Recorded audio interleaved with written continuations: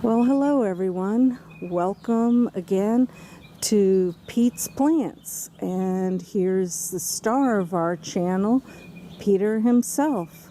What are we talking about today? We're talking about some plants that I'm observing that I've started from seed and plants that I have grafted.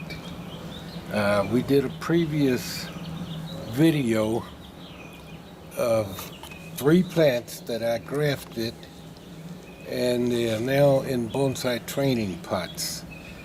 And because these show such a good promise as bonsai, I wanted to share with you what they look like when I first graft them. Okay. Okay? And Now, let's start with some that are unfortunately from seed. This is Banshoho Yatsabutsa Nashiki. In other words, this is from a seed.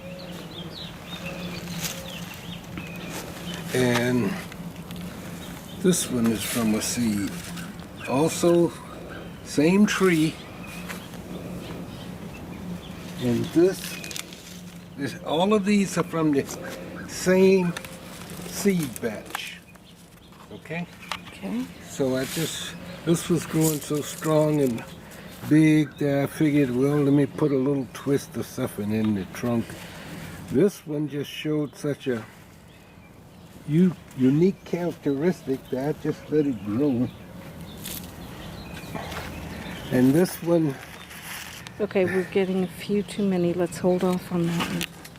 Okay, and this one is also from the same seed. I had some wire on it, but I'm getting to a point that somebody else is going to have to develop these trees.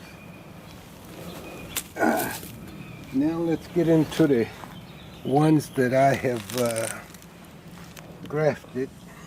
Okay. You mentioned this one had you liked. It's very unique in that this is as tall as it came out so far, but look at the budding. It's budding all the way back here, very full. Somebody is going to have a nice tree to develop one day. Whoa! Yep. Okay. So are all... Now I'm going to grab some grafts Okay. that I've done. This is a white pine. And this is a white pine. These are Burke's Bonsai. It's a tree you don't see that often. It was developed by Joe Burke, a grafter from way back, and I believe the seed came off of Zuzhou. Joe was forever collecting white pines, or pines in general, from Japanese growers and whatnot. So this piece that my hand is on, Mm-hmm. is that the rootstock? No, this is for my hand, it's the rootstock. That is the grafted piece. So when this finishes really taking, you're going to cut off.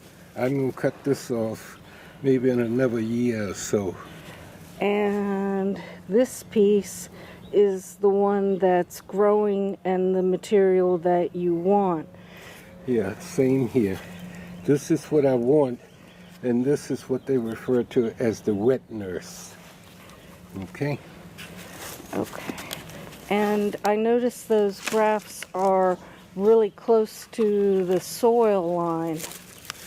Well, that's the whole thing. You don't want to train as a bonsai when you got a big grafting union staring you in the face. Like the tree behind you. Yes, this one, I wanted the tree, so I had to accept the graft that I got. So where is the graft mark? Right here, that's where it was grafted. Wow, so two very distinct types of bark, and Well, they probably will, as it ages, it probably will turn into just one. will you ever be able to raise the soil to cover up where the wet nurse was? I won't.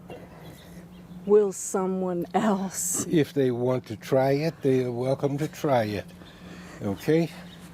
At this point, I'm not taking on any major projects anymore. About how long is that cascade on that tree? Well, let's see. Don't worry about untying it. I can shoot from here. Well, I was just looking at it and see. Yeah. Okay, turn it a little more towards you. Okay, can you put your hand on the end of it so we can kind of see? Wow, that's every bit of what, 3 feet? Well, 2.5 maybe. Okay. It was a piece. It took Roy Nakatoshi and me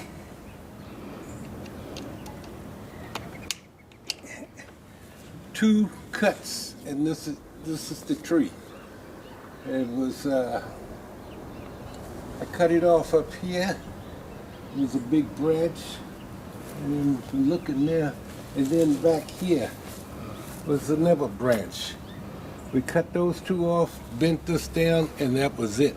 The workshop was finished as far as I was concerned.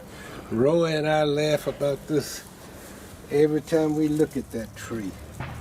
Now, Okay, you've got this one up here. Talk to me about this. yeah, just a minute.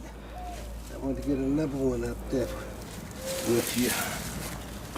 Okay. This one is Banshoho. Okay? There is the parent tree right there. Okay. The one on the post? Yeah. 23 years, always in a container, a nursery container. And Roy and I went to work on it a couple of years ago. And God, we pulled foliage for half an hour before we could see a trunk line and what could be eliminated. This is in one of the other videos that is uploaded on your channel, Yeah, correct? it is.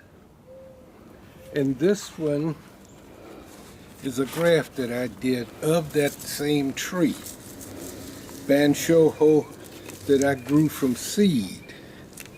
And it's grafted right here.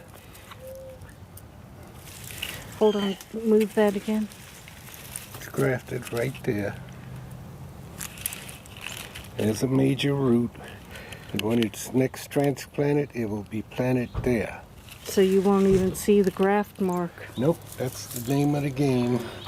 And this I will start reducing in the spring of the year. Right now, I'll just do that to let this feed back into here because I want most of the growth on the new piece that I've grafted. So you just broke that piece off right there. Well, I didn't break it off. There's a trick that Roy showed me, how you get it to drain all of the energy from all this foliage back into here. It'll take a couple of months. So you break it and yet it's leave still it attached. Yeah. When you break the hot wood, that slowly starts to flow going back to the roots and just down here, and that stops it from coming out here.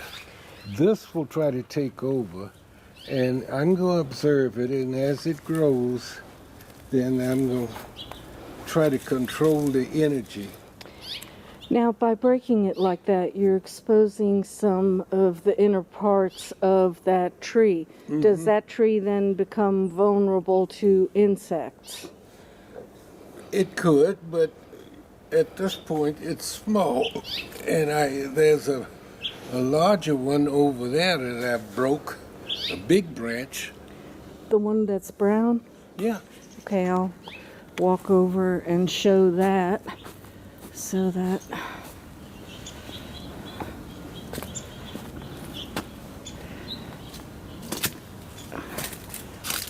Okay. So here is the brown branch that you can see kind of laying down. It was going up straight. And let's see if I can do this. I love being short. There's the break, and you can see it's still attached.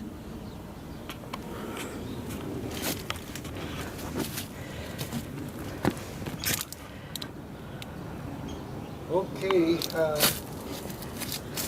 that's Banshoho. And this one is Gensak Sho Yets.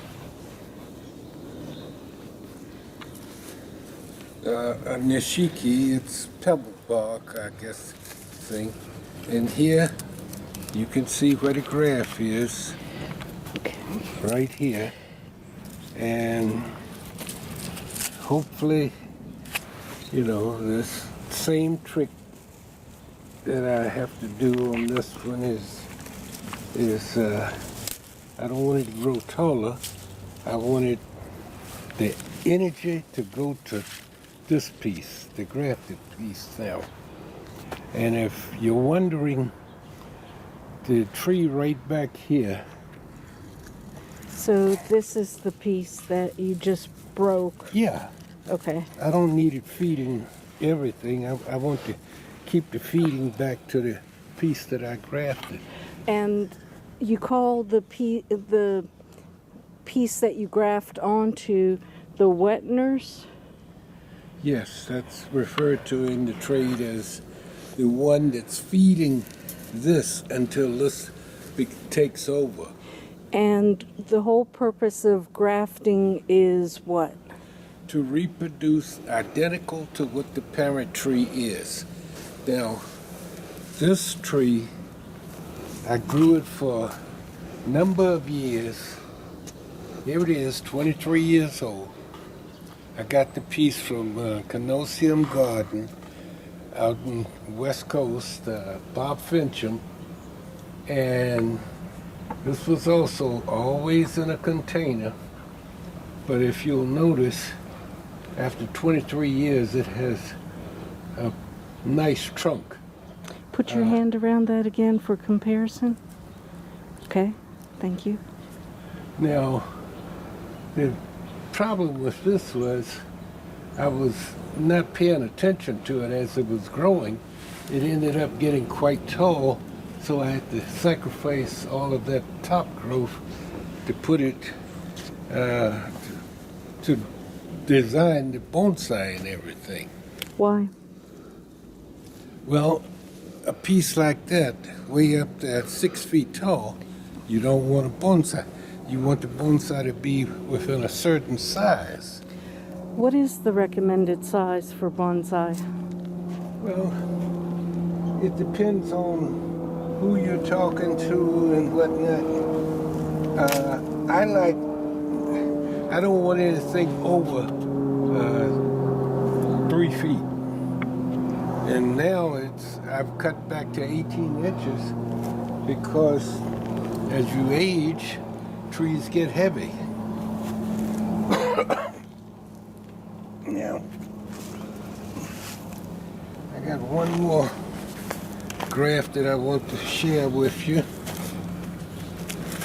because I think one day this will be an outstanding tree for Shohin. Kotobuki.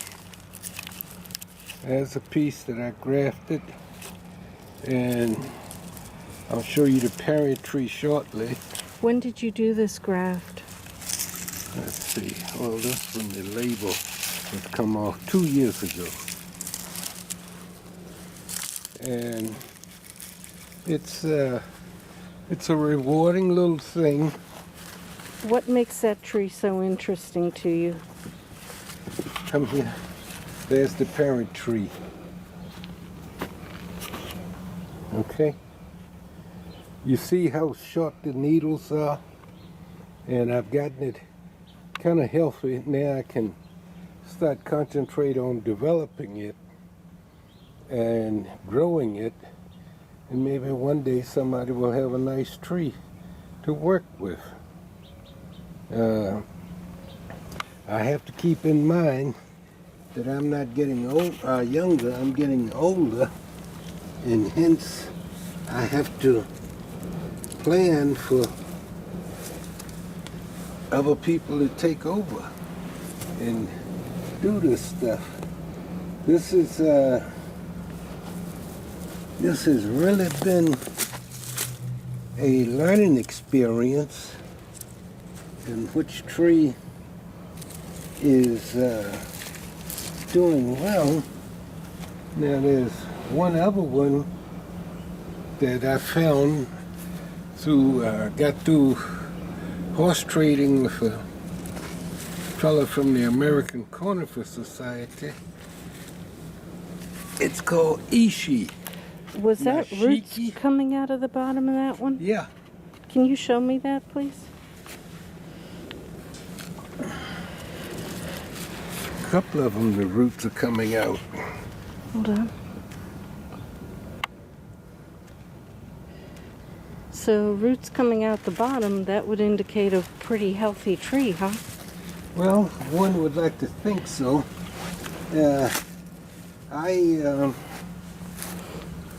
I do that's a good one, and another good one. Let's see. I just had my hand on it. Is it the one on this side? Wait a minute. Let me see. Oh well. It's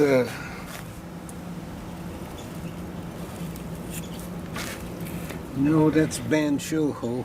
Another one on this side. No, that's Gensak Show Yets.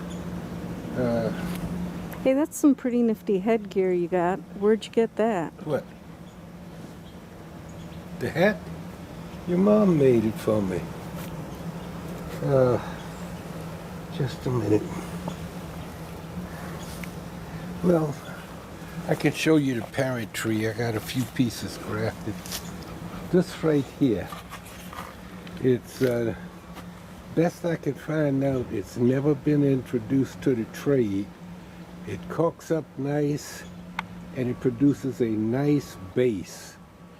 Here again, there was a piece that I grafted, and thanks to Dennis Dodge up in Connecticut, he sent me scion wood to graft and propagate, and I was able to do so.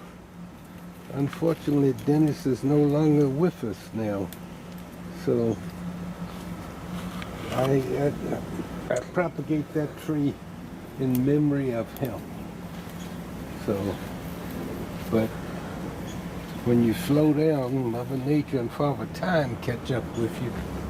You have no choice but to yeah, this one I'm very pleased with, and I'm gonna have to do a few more grafts of it. I got that. What is the best time of year to do grafts? Now, right now, February, March, unless you got a greenhouse with controlled environment and all that stuff, which I don't, so I'm stuck with doing it now and then bringing them out in the future. What are conditions that you need for good grafts? Strong rootstock, good healthy rootstock, and good healthy rootstock. Hold on. We lost the mic.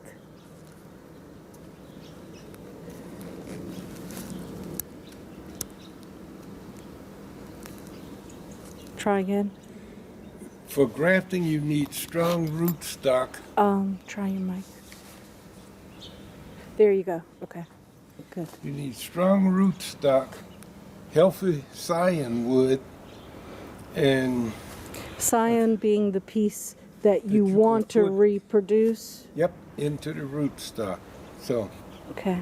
it's I'm self-taught, and grafting into the root crown is something that not many people want to do. Number one, it's a little more difficult. Dad, your mic, you got to keep that uncovered a little. You have to Fix. Just grab the mic. I think it slipped.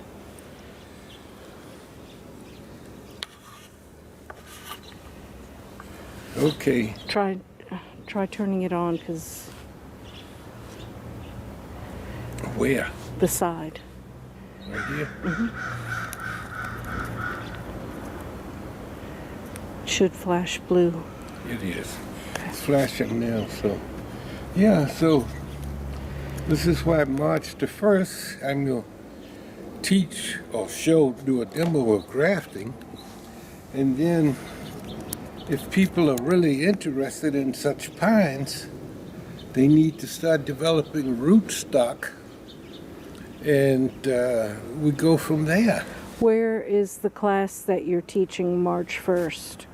Right here in Arlington at the Walter Reed Community Center. And is It's that... not a class. Okay. It's a demo. Okay. I don't have that much material to share right now. The rootstock is, you need rootstock. And I tried to convince people to get rootstock and start growing it, but people are not interested.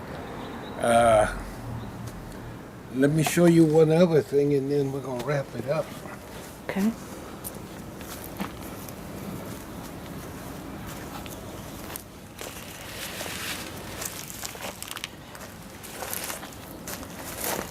Here, 2 pines.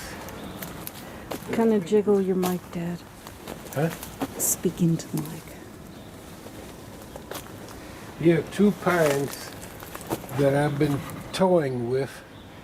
Joe Gutierrez, a good friend of mine, bought me the seed back in 2008. He was on a trip with Roy in Japan, and they're from a special tree over in Japan, so I started the seed. The seed came up 2009.